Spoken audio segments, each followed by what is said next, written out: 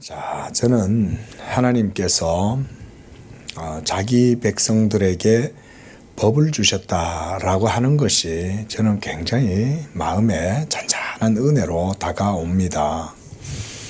우리가 자녀를 사랑하면 자녀를 당연히 교훈하고 지도하고 양육하는데 훈육을 하겠죠. 자녀를 사랑하기 때문에 그런 것이죠. 그런데 그 훈육을 받는 자녀가 부모가 자기를 사랑하기 때문에 훈육한다고 생각을 하면 참 겸허하고 참 공경하는 마음으로 부모의 가르침을 받을 겁니다. 아버지의 사랑이 그런 가르침 속에서 드러나는 거잖아요. 아버지가 자녀를 물끄머니 쳐다보면 그저 자녀가 참 놀고 참 편안하게 자라나고 잠도 잘 자고 이러면 좋지만 또 부모는 부모로서 또 자녀에게 가르치고 교훈하고 이런 것들도 있는 거죠. 그때 자녀가 부모됨을 느끼는 거예요. 내 아버지가 나에게 교훈을 주는구나. 내 아버지가 나를 지도하는구나. 이런 것들을 배우는 거죠. 지금 하나님께서 이스라엘 백성들에게 언약 백성 삼으시고 그들에게 법을 주심으로써 이 법 아래에서 하나님을 배우게 하시는 것입니다. 우리가 지난주에서도 말씀을 드렸지만 하나님께서는 법 없이 천덕꾸러기처럼 살아가던 이스라엘 백성들을 이제 과와 같이 그렇게 내버려 두시지 아니하고 찾아오시고 그들을 하나님의 법으로 묶으시는 거예요. 그렇게 하신 다음에 그들에게 하나님의 교훈을 통해서 양육하시는 거죠. 훈육하시는 거죠. 자, 그 모든 교훈의 핵심은 뭘까요? 오늘 우리가 읽었던 1절에서 13절 내용만 봐도 거기에서 저는 하나님의 교훈을 깨달을 수 있는 것 같아요. 보니까 이거 하지 말고 저거 하지 말고 이렇게 하지 말고 이렇게 해. 계속 이런 얘기들이 있잖아요. 그렇죠?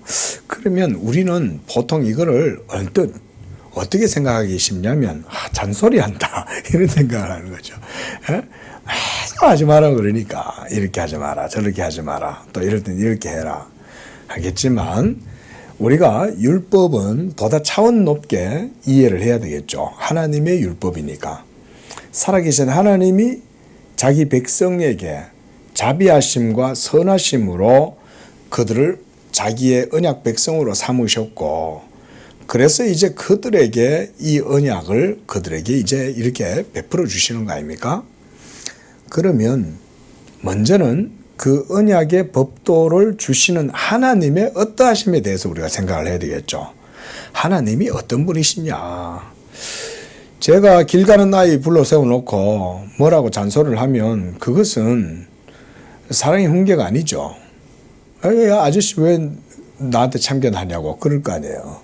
근데 제가 집에서 건우한테 건우야 아들아 이러면서 이렇게 하거라 이렇게 해야 된다 이러고 이제 얘기를 하는 거는 사랑으로 그 자녀를 가르치는 거잖아요.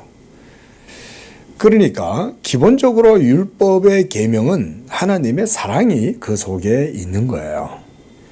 이런 것들을 우리가 율법의 오해를 벗겨내야 돼요. 일반적으로 우리는 이방인들이었고, 그쵸? 우리는 할례의 자손들이 아니었잖아요. 우리는 이방 자손들이었고, 우리는 아브라함의 자손이 아니고 당군의 자손이었던 거예요. 그런 우리가 이제 하나님, 예수 믿음으로 하나님의 언약의 권속이 된 거죠. 하나님의 언약의 권속이 되었으므로 이제는 하나님의 사랑 안에서 그분의 사랑을 배우고 또 그분의 어떠하심, 의로우심 이런 것들을 배워서 우리도 그렇게 살아가는 거죠. 자녀를 아버지가 가르칠 때 그 자녀가 부모처럼 살기를 원하는 마음에서 가르치는 거 아니겠어요?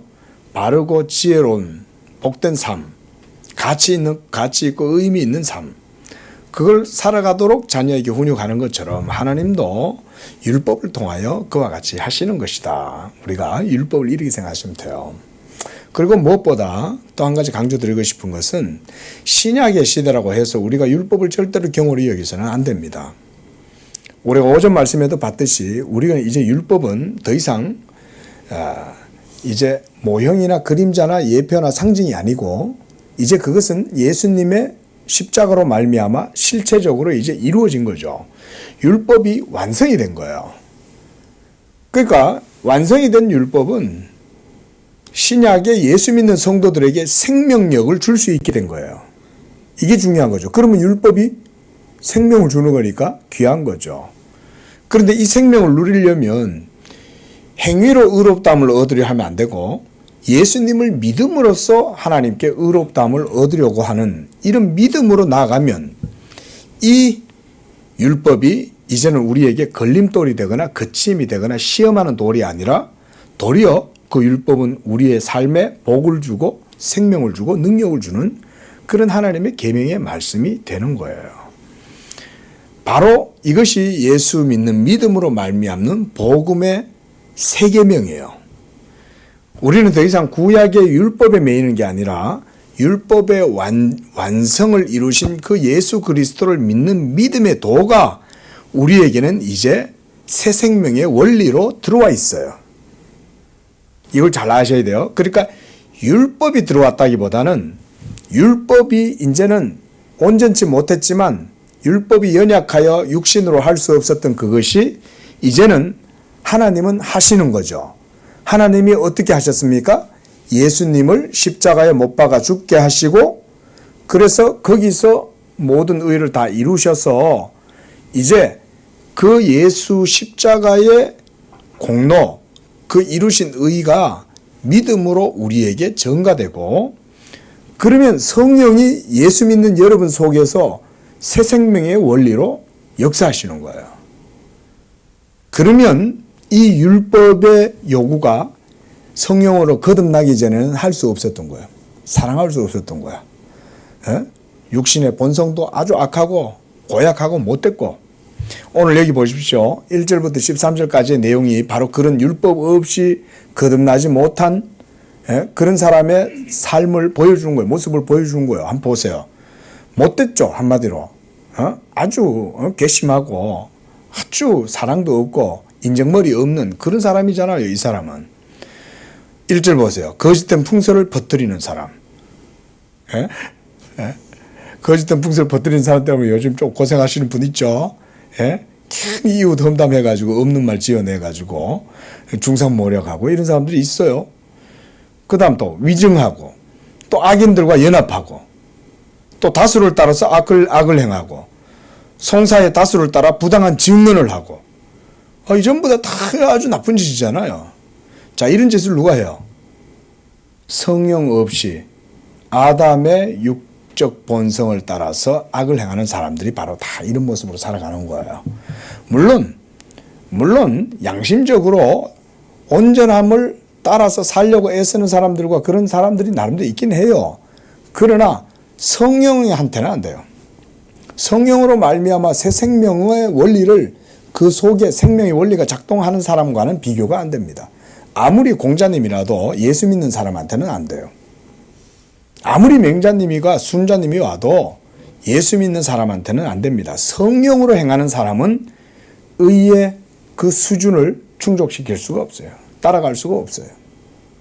그러나 성령으로 행하면 할 수 있습니다. 예수 믿고 성령으로 행하면 하나님의 율법의 요구가 이루어지는 그런 삶을 살아갈 수가 있는 것이죠. 그래서 우리가 이런 말씀들을 율법의 계명들을 바로 그와 같이 보시면 되는 거예요. 언약의 법이다. 그리고 이 속에서 우리가 하지 못하고 때때로 이 속에서 때때로 우리의 삶의 행동 양식이라든가 습관이라든가 또 우리의 행동이 이 계명의 말씀들에 걸리는 게 있다면 우린 회개해야 되겠죠. 회개하고 돌이키면 돼요. 이 말씀이 나한테 걸려요. 부딪혀요. 그러면 하나님하고 싸울 일이 아니잖아요. 그죠? 하나님 말씀이니까 내가 틀렸네. 이러면 빨리 하나님한테 항복하라. 이게. 빨리 하나님한테 항복하고 그리고 자기 자신을 하나님께 내려놓고 하나님 잘못했습니다. 이러면 돼요. 그리고 이런 율법의 계명이 바로 우리의 삶의 중심에 생활의 법이 되기 때문에 그래서 우리가 이런 경건한 도덕적 법칙이다라고 말을 하는 것입니다. 그래서 잠깐만 훑어보고 본문은 의미는 그 정도로 보시면 돼요. 율법은 우리를 향하신 하나님의 사랑을 보여주는 거예요. 하나님도 우리한테 이렇게 하시니까 우리 보고 이렇게 해라는 거죠. 그렇죠? 하나님은 그렇게 하시지 않는데 우리한테 이렇게 하라고 이렇게 계명을 주실 일이 없어요. 하나님 그분 자신이 완전한 사랑이고 또 그 사랑으로 우리를 대하시니까 이 계명을 주시는 거예요. 그래서 내가 너희를 사랑한 것 같이 너희도 서로 이렇게 사랑으로 행해라 라는 교훈을 주시는 거죠. 자, 그렇게 생각을 하고 이제 보면 조금 틀려요. 감이. 한번 봅시다. 3절에도 보면 가난한 자의 송사라고 해서 편들어주지 말라는 거예요. 동정심으로 법을 굽히지 말라는 거예요. 우리 이럴 수 있잖아요. 그죠? 인본주의 조심하셔야 됩니다. 인지상정 뭐 좋죠. 인정을 가지고 인간의 정을 가지고 정감 있게 하는 거 좋지만 하나님의 율법의 계명은 그렇게 하면 안 됩니다. 하나님의 법은 반드시 하나님대로 대신에 그렇게 함으로써 어떤 한 사람이 그가 어떤 어려움을 당하게 됐다. 그러면 나중에 다른 것으로 그걸 채워주면 돼요. 하나님의 법이 우선적으로 이루어져야 돼요. 그렇죠? 그런데 이 사람이 지금 가난한 거야. 근데 가난해도 사랑으로 대해주라는 거예요. 그러나 사랑으로 대해주되 하나님의 법이 그 사랑 때문에 깨어져서는 안 된다. 1절에 보니까 어떤 경사님이 그 이제 이렇게 어떤 한 아주머니가 애를 근데 먹을 게 없어가지고 참 그렇게 사는 분들이 있더라고요. 그래가지고는 분유하고 이런 거 막 음식물 아기 먹이려고 훔쳐가 가다가 여기 걸린 거예요. 그 영상 가가지고는 먹을 걸 사다 주고 그랬다 그러더라고요. 참 얼마나 어질고 어려운 사람입니까? 참 그렇게 하는 게 참 좋죠. 그래도 어때요? 잘못한 건 또 잘못한 거잖아요. 그러니까 그런 어떤 사법적인 질서를 동정과 연민으로 무너뜨려서는 안 됩니다. 대신에 온정을 또 베풀어 주는 거죠. 그렇죠? 그렇게 하면 되는 거예요. 그래서 편벽대의하거나 두둔하지 말라는 거예요. 가난하다고 하나님의 법을 어기면서까지 그렇게 해서는 안 된다. 도리어 결과적으로는 그것은 다 나빠지는 거예요, 서로. 자, 그다음 4절. 네가 만일 네 원수의 잃은 소나 나귀를 보면 그 사람에게 돌려보내라. 원수의 거예요. 원수. 내가 얄미워하는 사람 거야. 그러면 에이 잘됐다. 곧 싸다. 이러고 그냥 할 수 있겠지만 뭘 생각하라는 겁니까? 하나님을 생각하라는 거죠. 우리도 하나님의 원수였잖아요. 우리도 하나님 앞에서 십자가의 원수를 행하고 하나님을 미워하고 육신을 쫓아서 죄를 짓고 살았던 자들인데 하나님이 우리를 그렇게 대해주지 않으신 거죠. 사랑으로 대해주셨잖아요. 그러니까 너희도 그렇게 하라는 거죠. 네가 만일 너를 미워하는 자의 나귀가 짐을 싣고 엎드러짐을 보거든 버려두지 말고 도와주고 그 짐을 부릴지니라. 전부 다 사랑을 얘기하고 있는 거예요. 사랑을. 하나님이 사랑이시니까 이렇게 말씀하시는 겁니다. 그 다음 6절. 가난한 자의 송사라고 정의를 굽게 하지 마라. 그 3절에 있는 내용하고 중복이 되니까 그냥 넘어갑니다. 또 7절. 거짓 일을 멀리하고 무죄한 자와 의로운 자를 죽이지 마라. 나는 악인을 의롭다 하지 않는다. 악인을 의롭다란 말은 악행한 자, 즉 객관적인 하나님의 법을 어긴 것, 그것은 하나님이 반드시 불의로 정죄하신다 이 말이죠. 그러니까 거짓 일을 멀리하고 무죄한 자, 의로운 자를 죽이지 말라는 거죠. 여기서 죽일 때는 그냥 살인이다 이런 의미로도 볼 수 있지만 우리는 좀 더 폭넓게 적용해야 됩니다. 폭넓게요. 사람을 죽이는 데는 그것만 있는 건 아니죠. 가령 예를 들어서 우리가 상담원한테 전화해가지고 상담원한테도 스트레스 다 풀잖아요. 그럼 그건 그 사람 죽이는 거죠. 그렇죠? 그 사람들이 굉장히 정신노동이 강하잖아요. 그러면 그런 걸로 스트레스를 받는단 말이죠. 그러니까 그런 거 하나에도 친절을 베풀고 사랑으로 대해줘라. 예. 말하자면 그렇게 우리가 적용을 할 수 있는 거죠. 8절에도 뇌물을 받지 마라. 뇌물은 밝은 자의 눈을 어둡게 하고 의로운 자의 말을 굽게 하느니라. 뇌물, 이것도 억지로 설명 안 해도 되는 거죠. 뇌물을 받으면 누구나 눈이 어두워져서 그 사람한테 마음이 갈 수밖에 없어요. 뇌물은 주지도 말아야 되고 또 받지도 말아야 돼요. 그렇게 되면 누군가는 나의 뇌물 때문에 피해를 보겠죠. 이걸 생각해야 되는 거예요. 이웃을 생각하라는 거예요. 그렇죠? 여러분이 부당한 이득을 취하면 누군가는 부당하게 자신의 이득이 빼앗겨요. 이게 경제 원리예요. 우리가 살아가고 있는 이 모든 세상은 다 한정된 자원을 가지고 살아요. 한정된 자원을. 예. 어느 집에서 우물을 파가지고는 물이 쫙 나오는 거예요. 아유, 우리도 우물 파면 좋겠네. 이거 우물 파는 거예요. 이 집 저 집 다 파는 거예요. 그럼 어떻게 될까요? 그 땅 속에 있는 물줄기는 하나인 거예요, 사실은. 예? 서로서로 다 땡겨가지고 그냥 쓰는 거지, 그냥. 예? 비유컨대 그렇다는 거예요. 모든 것들은 다 한정된 자원 속에서 살아요. 내가 과분하게 뭔가 많이 가지고 있으면 반드시 누군가 그만큼 과분하게 못 가지게 됩니다. 이 자본주의가 참 이게 어쩔 수가 없어요. 이게 자본주의라는 게. 그러니까 예수 믿는 분들은 우리 예수 믿는 기독교는요, 자본주의를 이제 네거티브하게 부정적으로 안 봅니다. 자본주의 그 자체, 자본 그 자체는 가치 중립적인 거예요. 돈 그 자체는 나쁜 게 아니에요. 중요한 건 예수 믿는 성도가 그 돈을 어떤 모습으로 쓰고 살아가느냐가 중요한 거죠. 그렇죠? 그가 하나님을 사랑하면 하나님 사랑의 방법과 원리대로 선하게 돈을 쓰겠죠. 그런 의미에서는 예수 믿는 성도들이 세상에서 정당하게 일을 하셔서 성실하게 일을 하셔서 소득을 많이 얻는 건 나쁜 게 아니에요. 소득을 얻었으면 그 소득을 하나님 영광을 위하여 쓰는 데 힘쓰라는 거야. 예? 그냥 묵혀두고 이걸로 내가 돈이나 더 불려먹고 그렇게 하겠다. 그것도 가해요. 그것도 가해요. 하지만 그것도 계속 그렇게만 하면 나중에 뭐가 되겠어요? 수전노가 되는 거죠. 수전노는 여기 있는 이 사람처럼 이웃에게 손을 벌리지 않는 거죠. 그죠? 내 손을 벌려서 베풀어 줄 줄 알아야 되거든요. 자, 바로 모두가 다 하나님 사랑하는 마음으로 해라. 우리 성도님들도 하나님 앞에 재물을 달라고 하기보다 하나님 사랑하는 마음을 먼저 주십시오. 이렇게 기도하는 게 재물의 복을 받는 비결일 수도 있어요. 그래서 내가 참 내 사랑하는 이 백성에게 내가 복을 주면 그가 참 많은 사람들에게 구제하고 하나님의 이 사랑을 실천하겠구나. 이런 마음을 하나님이 가지시면 아예 안 주시겠어요? 그렇죠? 자, 그 다음 이방 나그네를 납치하지 말라. 너희가 애굽 땅에서 나그네 되었다.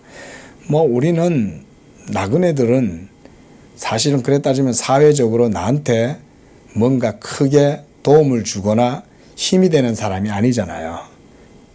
그저 지나가면 그만이다 이런 거 있잖아요. 제주도 한 번씩 가면 정말 그런 거 많이 느끼거든요. 이 사람 내년에 또 보겠어? 그러니까 바가지를 그렇게 씌우는 거죠. 예? 얼마 전에 보니까 소래포구에도 시장상인연합회에서 캠페인을 나왔더라고요. 가도행진을 하면서 저희 이제 정직하게 하겠습니다 이러면서. 왜냐하면 그게 한두 번 쏟지 사람들도 쏟고 당하다 보면 나중에는 마음이 돌아서거든요. 예?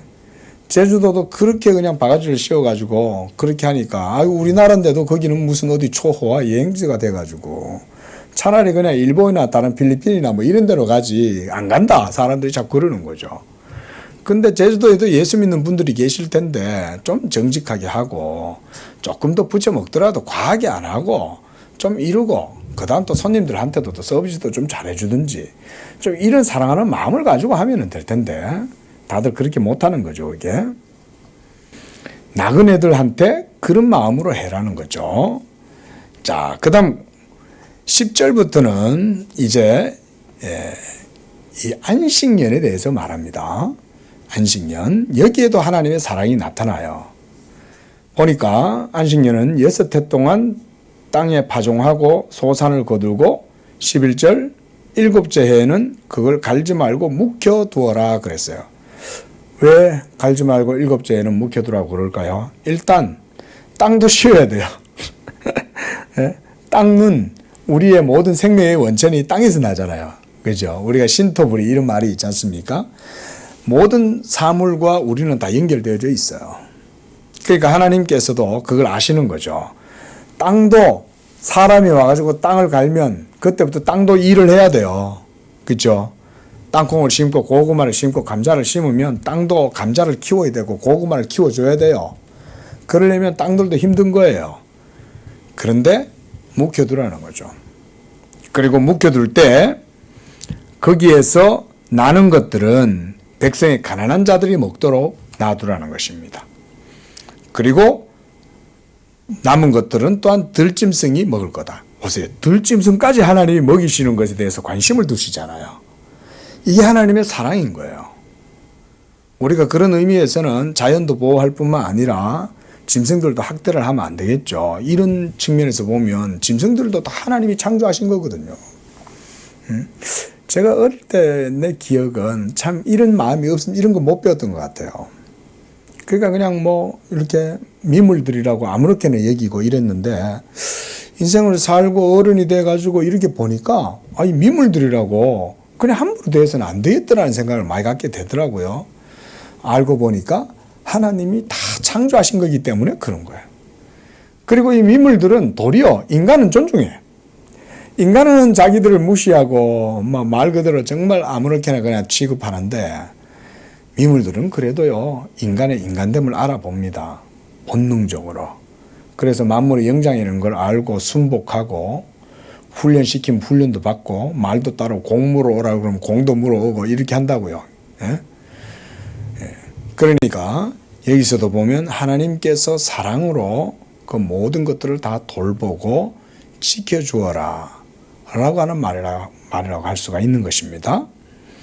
그래서 12절에 엿새 동안은 네 일을 하고 일곱째 날에는 쉬어라. 네가 쉬면 이 고개 그 안에 들어가면 좋아요.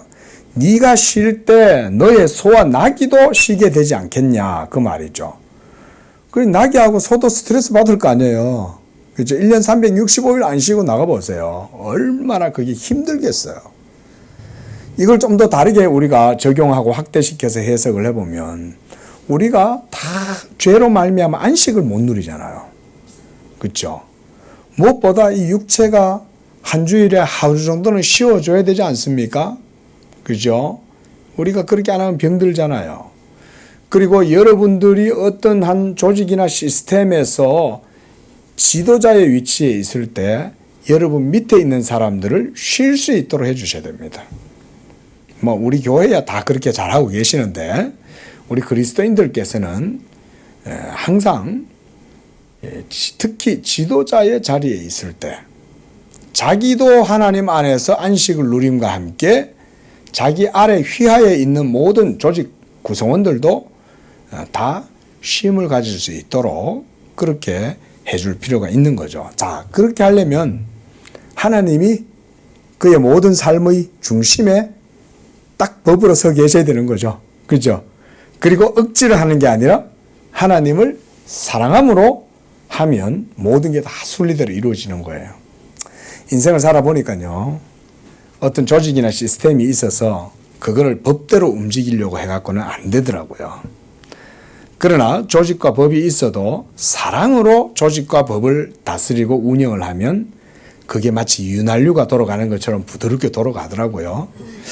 저는 우리 양재교회 성도님들의 모든 삶에 이런 사랑으로 말미암는 그런 질서, 사랑으로 말미암는 온유한 여러분들의 그런 리더십이 되실 수 있기를 축원을 드립니다. 그렇게 하면 나그네도 숨을 돌릴 것이다 그랬습니다. 13절입니다.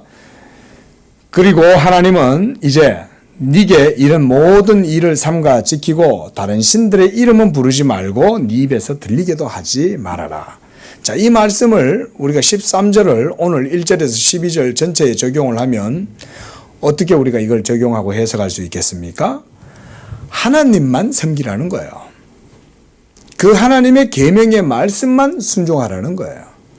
하나님이 사랑이시기 때문에 사랑이신 하나님이 우리에게 주신 사랑의 교훈을 그 하나님을 섬김으로 우리도 사랑을 배우고, 그래서 우리도 그 하나님 섬김으로 사랑을 행하면 하나님께서 우리 행하는 모든 일들 가운데 여호와의 복을 주신다. 자, 질문해 보겠습니다. 제가 짧은 시간이지만 지금 이렇게 말씀을 드렸는데, 이렇게 사는 게 어려운 이야기예요? 쉬운 이야기예요? 어려워요? 왜 어려워요? 마음대로 살다가 복을 지키. 그렇죠. 그런데 사실은 하나님이 많은 걸 지금 요구하는 거예요? 무리한 걸 요구하시는 건 아니죠. 그렇죠? 사실은 마음만 되면 되잖아. 우리 권사님 말씀하신 것처럼 마음만 있으면 되거든. 그렇잖아요. 이 마음이 없어서 문제인 거예요. 마음이 없어서. 하나님이 결국은 이런 율법을 통해서 우리한테 가르치는 거는 그건 거예요. 말씀 잘 하신 거예요. 마음을 하나님 앞에 두라는 거예요. 그래서 먼저 하나님을 사랑하고 그 하나님 사랑하는 마음으로 하나님의 모든 계명도 순전한 마음으로 즐거움과 기쁨으로 계명을 따라 순종하도록 힘쓰라는 거예요. 사랑하는 게 우리한테는 어려운 일이죠. 우리는 나하고 연관되지 않고 나하고 이득이 되지 않은 사람한테는 관심도 안 둘 뿐만 아니라 사랑할 이유도 못 느끼죠. 그런데 이제 하나님을 믿고 예수님을 믿는 성도는 그걸 배워 나가라는 것입니다. 그래서 사랑하는 것 잘 안 돼도 하나님 말씀이기 때문에 해보는 거예요. 그러면 하나님이 또 행할 때 사랑할 수 있는 마음을 또 그때 주세요. 또 은혜도 주세요. 사랑하려고 애를 쓰면 모든 것들이 하나님의 은혜 안에서 이루어집니다. 하나님이 그냥 가만히 보고 있지 않아요. 하나님이 이렇게 발짱 끼고 제가 내 계명을 따라서 지키려고 하냐 안 하냐 이러고 하나님이 감시하고 지켜보고 있지 않아요. 적극적으로 여러분들하고 함께 하시는 거예요. 도와주시는 거예요. 그래서 내 자녀가 하나님의 거룩하고 의로운 성품을 따라서 그렇게 살아가도록 하나님이 옆에서 성령으로 도와주셔요. 그래서 여러분들이 마음의 뜻을 품고 행동하시면 하나님이 여러분 안에서 뜻을 두고 하나님이 행하시는 거예요. 하나님은 그런 분이에요. 이런 신실하시고 또 의로우시고 사랑이 많으신 그 하나님을 우리 성도님들 사랑하시기를 축원드립니다. 그러할 때 그 계명의 말씀을 따라서 복된 삶을 살아가는 것입니다. 기도하겠습니다. 자비로우신 하나님 아버지, 이와 같이 법 없이 살던 우리들이었지만은 예수 그리스도로 말미암아 새 생명의 삶을 주시고 새 언약의 법으로 저희들 하나님 백성 삼아 주심을 감사합니다. 우리에게 주신 이 새 언약의 계명을 하나님 예수 믿음의 도를 따라서 살아갈 때 우리의 삶 속에 율법이 요구하는 바가 온전하게 이루어질 수 있도록 축복하여 주시옵소서. 예수 믿는 우리 성도들은 하나님의 계명 행하는 일에 있어 게으르지 않도록 도와주시고 나태하거나 하나님 사랑하는 일에 게을러 빠지지 않도록 주님 도와주시고, 그래서 늘 하나님 사랑하는 마음으로 이웃을 사랑하고 아버지여 이웃이 원하는 것보다 더 적극적으로 주의 사랑을 행할 수 있는 그런 우리 양재교회 성도들의 믿음이 되도록 축복하여 주시옵소서. 거룩하신 예수님의 이름으로 기도합니다. 아멘.